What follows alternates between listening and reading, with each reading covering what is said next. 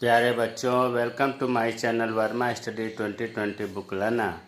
मैं UP board के class 12th के छात्र छात्राओं के लिए इकोनॉमिक्स का कोर्स हिंदी माध्यम से मैं फुल कोर्स कराऊंगा। यदि आप फुल कोर्स करना चाहते हैं तो मेरे चैनल को सब्सक्राइब कीजिए और बेल आइकन को प्रेस करना न भूलें, ताकि जो भी वीडियो मैं अपलोड करूं उसका नोटिफिकेशन आपको सबसे पहले मिल सके। प्यारे बच्चों, चैप्टर 5 चल रहा है माइक्रो इकोनॉमिक्स में।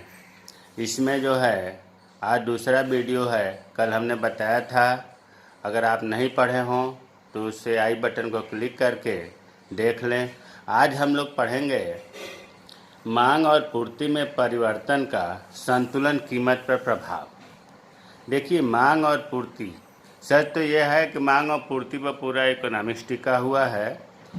यहाँ पर कल हमने बताया था कि संतुलन कीमत क्या होता है, संतुलन बिंदु क्या होता है, संतुलन मात्रा क्या होता है, बाजार संतुलन क्या होता है। बहुत महत्वपूर्ण बेसिक चीज़ें कल बताया गया था, इसलिए उसे ज़रूर आज की वीडियो देखने से पहले देखें। तो देखिए, मांग और पूर्ति में परिवर्तन का संतुलन कीमत पर प्रभाव। संतुलन कीमत किसे कहते हैं? जहाँ पर मांग और पूर्ति बराबर होता है, जो संतुलन पॉइंट होता है, उससे जो कीमत निकल के आता है उसे ही हम संतुलन कीमत कहते हैं। इसको दूसरे रूप में भी कहा जा सकता है कि बाजार संतुलन पर मांग तथा पूर्ति में खिसकाव, शिफ्टिंग, खिसकाव भी कहा जाता है। एक और इसे कहते हैं श्रृंखला प्रभाव, चेन इफेक्ट भी इसे कहते हैं, चेन इफेक्ट। तो चेन इफेक्ट तीन चीज नाम हो गया, खिसकाव के प्रभाव, श्रृंखला प्रभाव और संतुलित कीमत पर मांग और पूर्ति का परिवर्तन का प्रभाव।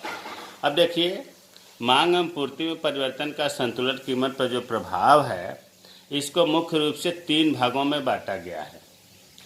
मांग में परिवर्तन अर्थात चेंजिंग ऑफ डिमांड, पूर्ति में परिवर्तन, मांग और पूर्ति में एक साथ परिवर्तन। प्यारे बच्चों, हमने इसका एक जगह वर्गीकरण कर दिया ताकि आपको सिस्टम मतलब सीक्वेंस में, क्रम में समझने में दिक्कत ना हो। तो देखिए, सबसे पहले मांग में परिवर्तन। देखिए, नाम से ही लग रहा है कि केवल डिमांड में परिवर्तन होगा, अर्थात पूर्ति स्थिर रहेगी। ये बात अपने आप मन में आ जाना चाहिए कि केवल डिमांड में परिवर्तन हो रहा है, सप्लाई में चेंजिंग नहीं हो रही है। यह दो तरह का हो सकता है, या तो डिमांड में वृद्धि होगा या डिमांड में कमी होगा। उसी तरह से पूर्ति में परिवर्तन। अब पूर्ति में परिवर्तन हो रहा है, इसका मतलब कि इस स्थिति में मांग स्थिर होगी, मांग में परिवर्तन नहीं होगा। पूर्ति में परिवर्तन, परिवर्तन का नाम लेते ही ये दिमाग में बात आ जानी चाहिए कि वृद्धि भी हो सकता है और कमी भी हो सकता है, अर्थात पूर्ति में वृद्धि, पूर्ति में कमी। तीसरा है मांग और पूर्ति में एक साथ परिवर्तन। इसका मतलब कि डिमांड और सप्लाई दोनों में परिवर्तन हो रहा है, और परिवर्तन में अभी हमने बताया कि वृद्धि हो सकती है या कमी हो सकती है। मतलब मांग और पूर्ति में वृद्धि भी हो रही होगी या कमी हो रही होगी। मांग एवं पूर्ति में एक साथ परिवर्तन, इसको भी तीन भागों में बांटा गया है, समान परिवर्तन, असमान परिवर्तन, विपरीत परिवर्तन। समान परिवर्तन का मतलब हुआ कि दोनों में समान वृद्धि। दोनों का मतलब मांग में भी और पूर्ति में भी, दोनों में समान वृद्धि। जितना मांग में वृद्धि हो रही है उतने ही पूर्ति में हो रही है। दोनों में समान कमी। दोनों का मतलब मांग और पूर्ति से जितना मांग में कमी हो रही है उतने ही पूर्ति में कमी हो रही है। असमान परिवर्तन, इसमें भी वृद्धि और कमी दो चीज़ें हैं। अब वृद्धि में मांग में पूर्ति से अधिक वृद्धि, ऐसा भी हो सकता है। देखो, मांग और पूर्ति में वृद्धि तो हो रही है, लेकिन मांग और पूर्ति असमान है, समान नहीं है। अब दो स्थिति हो सकती है वृद्धि की स्थिति में कि मांग में ज़्यादा वृद्धि हो रही हो पूर्ति की अपेक्षा। दूसरी स्थिति हो सकती है कि पूर्ति में ज़्यादा वृद्धि हो रही हो मांग की अपेक्षा। कमी में भी इसी तरह से हो सकता है, मांग में कमी ज़्यादा हो रही हो पूर्ति की अपेक्षा, मतलब मांग में पूर्ति से अधिक कमी हो रही हो। दूसरी स्थिति ये भी हो सकती है कि पूर्ति में ज़्यादा कमी हो रही है मांग की अपेक्षा। ये तो असमान परिवर्तन हुआ। विपरीत परिवर्तन में एक का बढ़ना, दूसरे का कमी होना। अर्थात मांग में वृद्धि हो रही है तो पूर्ति में कमी, या पूर्ति में वृद्धि हो रही है तो मांग में कमी। प्यारे बच्चों, अगर हम इसमें देखें, इस जितने भी हैं सब अलग अलग क्वेश्चन बनते हैं। अब देखो चित्र कितने बनेंगे। मांग में परिवर्तन के 2 ग्राफ बनेंगे, वृद्धि का अलग और कमी का अलग 2।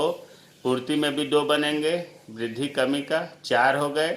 और मांग में पूर्ति में एक परिवर्तन में, समान परिवर्तन में 1 बनेगा। इसमें 4 और 2 6, फिर इसमें 7 8 9 10 11 12। मतलब मांग एवं पूर्ति में परिवर्तन का संतुलित कीमत पर प्रभाव में 12 चित्र बनेंगे। और जैसा प्रश्न पूछा जाए, देखिए बहुत आसान है, थोड़ा सा अगर आप ध्यान देंगे तो कभी नहीं भूलेगा। और अगर नहीं ध्यान देंगे तो रटने से, ये अर्थशास्त्र ऐसा विषय है कि रटा नहीं जा सकता। इसमें तो तभी संभव हो पाता है जब इनके फंडामेंटल चीज़ें क्लियर हो, तो दिमाग में अपने आप बैठ जाता है। तो कहने का मतलब यह है कि इसमें 12 चित्र बनेंगे। इसलिए कभी भी ऐसा नहीं है कि लॉन्ग क्वेश्चन पूछेगा इस तरह से कि मांग एवं पूर्ति में परिवर्तन का संतुलन कीमत पर प्रभाव बताइए। नहीं, इतना लंबा चौड़ा क्वेश्चन थोड़ा नहीं पूछेगा। इसमें क्वेश्चन जितने भी हैं अलग अलग ढंग से क्वेश्चन बन जाते हैं। अब जैसे मान लीजिए कि आज हम लोग पढ़ेंगे मांग में परिवर्तन और पूर्ति में परिवर्तन। जो तीसरा है उसे नेक्स्ट वीडियो में पढ़ेंगे, क्योंकि ज़्यादा लंबा हो जाएगा। अब देखिए मांग में परिवर्तन और पूर्ति में परिवर्तन का क्वेश्चन कैसे बनता है। क्वेश्चन बनता है कि एक वस्तु बाजार संतुलन में है, कोई वस्तु है और बाजार संतुलन में है, उस वस्तु की मांग में कमी या वृद्धि हो जाती है। जब इम्तहान में पूछा जाएगा तो कमी पूछा जाएगा तो वृद्धि नहीं पूछा जाएगा, वृद्धि पूछा जाएगा तो कमी नहीं पूछा जाएगा। अर्थात ये 2 क्वेश्चन इसमें समाहित है, कमी का अलग और वृद्धि का अलग। तो दे रहा है कि एक वस्तु बाजार संतुलन में है, उस वस्तु की मांग में कमी या वृद्धि हो जाती है। इस परिवर्तन के कारण होने वाले प्रभावों का रेखा चित्र द्वारा बताइए। रेखा चित्र के बिना तो इसमें कुछ है ही नहीं। अब देखिए स्पष्ट रूप से लिखा है कि मांग में कमी या मांग में वृद्धि, इसका मतलब कि पूर्ति स्थिर है, पूर्ति में वृद्धि या पूर्ति में कमी नहीं हो रही है। तो इस तरह से क्वेश्चन को आप पकड़ेंगे कि पूछ क्या रहा है। दूसरा क्वेश्चन, एक वस्तु बाजार संतुलन में है, उस वस्तु की पूर्ति में कमी या वृद्धि हो जाती है। देखिए पूर्ति वाले में कमी पूछ सकता है अलग, और पूर्ति में वृद्धि, ये दोनों अलग अलग क्वेश्चन हैं। और इसमें देखने से, ध्यान से देखने से ये क्लियर होता है कि इसमें जो है मांग स्थिर है, केवल पूर्ति में कमी हो रही है या पूर्ति में वृद्धि हो रही है। इसका प्रभाव रेखा चित्र द्वारा बताइए। ग्राफ तो बनाना ही है, उस चित्र की सहायता से ही वर्णन कर दिया जाता है। अब आते हैं जो इसमें ए है आपका पॉइंट, मांग में परिवर्तन। तो मांग में परिवर्तन हमने हेडिंग लिख दिया। अब इसमें आपको पता है कि 2 होता है, मांग में वृद्धि और मांग में कमी। एक चित्र में खूब बढ़िया से बता रहा हूँ, इसी के आधार पर दूसरा होगा। अब देखिए सबसे पहले हमने एक्स अक्ष पर लिख दिया मात्रा, एक्स अक्ष पर, ओ एक्स पर मात्रा, और ओ वाई अक्ष पर हमने कीमत लिख दिया। आपको कल बताया भी था हमने कि मांग और पूर्ति, मांग वक्र और पूर्ति वक्र बनाएंगे। चलिए सबसे पहले हम मांग वक्र बनाते हैं, जो ऊपर से नीचे की ओर गिरता हुआ होता है। क्यों होता है? क्योंकि मांग और कीमत में विपरीत संबंध पाया जाता है। उसके बाद हम जो है ये हमने नाम रख दिया डी और डी। इसके बाद ठीक बीच में काटते हुए एक रेखा हम खींचेंगे जो नीचे से ऊपर की ओर उठता हुआ होगा, अर्थात ये पूर्ति रेखा होगा। पूर्ति रेखा हमेशा नीचे से ऊपर की ओर उठता हुआ होता है, क्योंकि पूर्ति और कीमत में धनात्मक संबंध होता है, सीधा संबंध होता है। और जहाँ पर ये काटता है इसे हम कहते हैं संतुलन बिंदु, ई इक्विलिब्रियम। इसके बाद इस संतुलन बिंदु से जो कीमत निकल के आती है उसे हम कहते हैं संतुलन कीमत, अर्थात OP संतुलन कीमत है, कल बताया गया था। और इस इक्विलिब्रियम से, इस संतुलन बिंदु से जो मात्रा या पूर्ति, मांग और पूर्ति की जो मात्रा है वो जो निकल के आती है, अगर हमने Q मान लिया तो ये O और Q संतुलित मात्रा या संतुलन मात्रा हुआ। ये चीज़ें हमें लग रहा है कल हमने बताया था और आसानी से समझ में आया होगा। अब यह है मांग में वृद्धि। प्यारे बच्चों, जब वृद्धि हो, देखो पूर्ति यहाँ स्थिर है, पूर्ति को हमें कुछ नहीं करना है, न दाएं खिसकाना है न बाएं खिसकाना है। मांग में वृद्धि की बात आ रही है और आपको ये भी पता है कि जब मांग में वृद्धि होती है तो मांग रेखा या मांग वक्र दाहिने खिसकता है। ये बहुत पहले बताया गया है कि वृद्धि में दाहिने और कमी में बाएं खिसकता है। तो अब हम जो है इसके समानांतर एक रेखा खींचेंगे जिसको हम मांग रेखा, ये डी है तो इसका हमने नाम रख दिया D1। अब यहाँ पर ये जो काट रहा है इसको हम मिलाएंगे कीमत की तरफ, और जब हम कीमत से मिलाएंगे तो एक नया कीमत तैयार होगा जो OP से ये हो गया OP1। उसी तरह से मात्रा की तरफ हम मिलाएंगे तो एक नई मात्रा तैयार होगी, संतुलित मात्रा। पहले OQ था, अब नई संतुलित मात्रा हो गई OQ1। अब इस चित्र से हमें यह निष्कर्ष निकला कि देखिए, व्याख्या करना हो तो इसको DD मांग वक्र है, SS पूर्ति वक्र है, दोनों E बिंदु पर काटते हैं, कीमत OP है, संतुलन OQ है। उसके बाद मांग में वृद्धि होने से मांग वक्र D1 बन जाता है, संतुलन बिंदु E से E1 हो जाता है, नया संतुलन बिंदु E1 हो जाता है, नया संतुलित कीमत OP से बढ़कर OP1 हो जाता है और नया संतुलित मात्रा OQ से बढ़कर OQ1 हो जाता है। यही चीज़ व्याख्या में यहाँ लिखा गया है। आगे मैं व्याख्या में लिखूंगा नहीं, पहला था इसलिए हमने लिख दिया। तो इस चित्र से निष्कर्ष ये निकला कि जब पूर्ति स्थिर हो और मांग में वृद्धि हो तो संतुलित कीमत और संतुलित मात्रा में वृद्धि होती है। यही मेन बात कहना चाह रहा हूँ कि जब पूर्ति स्थिर हो और मांग में वृद्धि हो तो संतुलित कीमत में भी वृद्धि हो रही है और संतुलित मात्रा में भी वृद्धि हो रही है। अब आते हैं मांग में कमी। मांग में कमी इसी तरह से इसमें भी जैसे उसमें बनाया था पूर्ति वक्र और मांग वक्र, इसमें भी खींचेंगे। ये हो गया आपका D S, यहाँ पर काट दिया E, फिर इधर जो है हमने मिला दिया, ये हो गया आपका कीमत, और इधर मिला दिया, ये हो गया आपका मात्रा अर्थात OP संतुलन कीमत और OQ संतुलित मात्रा हो गया। अब कमी हो रही है, देखिए पूर्ति स्थिर है, केवल मांग में कमी हो रही है। कमी होने पर जो है मांग वक्र बाएं की तरफ खिसकता है। ये आपको बहुत पहले ही बताया गया है, मांग वक्र बाएं की तरफ खिसकता है। अब ये D से D1 हो गया और उसके बाद में ये E था, ये अब यहाँ काट रहा है तो E1 हो गया नया संतुलन बिंदु। फिर इसके बाद जो नया हमारा कीमत तैयार हुआ वो डॉट से दिखा रहे हैं, ये नया हमने P1 कर दिया और इसके बाद इधर मिलाया, ये नया जो मात्रा आया संतुलित मात्रा Q1 हुआ। अब इसमें व्याख्या कैसे करेंगे? उसी तरह से कि D मांग वक्र है, SS पूर्ति वक्र है, E संतुलन बिंदु है, OP कीमत है, संतुलित कीमत है, OQ संतुलित मात्रा है। जब मांग में कमी होती है तो मांग वक्र D1 हो जाता है, नई कीमत जो है OP1, नई संतुलित मात्रा OQ1 हो जाती है।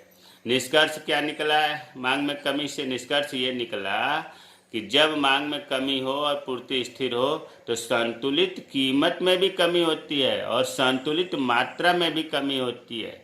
ध्यान देने की मेन यही हम कहना चाह रहे हैं कि मांग में कमी होगी और पूर्ति स्थिर होगी तो संतुलित कीमत, देखो ओपी से घट के OP1 हो गया, संतुलित कीमत में कमी हो गई, और संतुलित मात्रा OQ से घटकर OQ1 हो गया, संतुलित मात्रा दोनों में कमी हो रही है।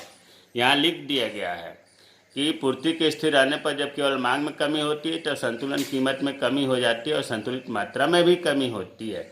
अब आते हैं पूर्ति में परिवर्तन। पूर्ति में परिवर्तन इसी तरह से इसमें भी बनाएंगे, पूर्ति वक्र और मांग वक्र जैसे सब में बनाया था। ये हो गया आपका DD, ये हो गया SS, ये हो गया आपका संतुलन बिंदु और नई कीमत निकल गई P, अर्थात OP संतुलित कीमत हो गया और ये OQ संतुलित मात्रा हो गया। अब देखिए पूर्ति में परिवर्तन में पूर्ति में वृद्धि, इसका मतलब कि डिमांड वक्र स्थिर रहेगा, इसमें हमें आगे पीछे दाएं बाएं नहीं करना है। पूर्ति में वृद्धि हो रही है और वृद्धि होने पर मांग वक्र हो या पूर्ति वक्र हो दाहिने खिसकती है, तो इसके इक्वल जो है हम दाहिने एक पूर्ति वक्र बनाएंगे। क्यों बनाएंगे? क्योंकि पूर्ति में वृद्धि हो रही है। इसको हमने S1 कर दिया, ये SS था तो S1 S1 हो गया S1। अब जो है ये जो काट रहा है यहाँ पर, इससे हम कीमत पर मिलाएंगे। ये हो गया P1 और इसके बाद फिर मात्रा की तरफ ये हो गया आपका Q1। देखिए इस चित्र से ये निष्कर्ष निकला कि जब मांग स्थिर हो और पूर्ति में वृद्धि हो रही हो तो संतुलित कीमत में कमी हो जाती है, OP से घट के OP1 हो गया, तथा संतुलित मात्रा में वृद्धि हो जाती है, OQ से बढ़कर OQ1 हो गया।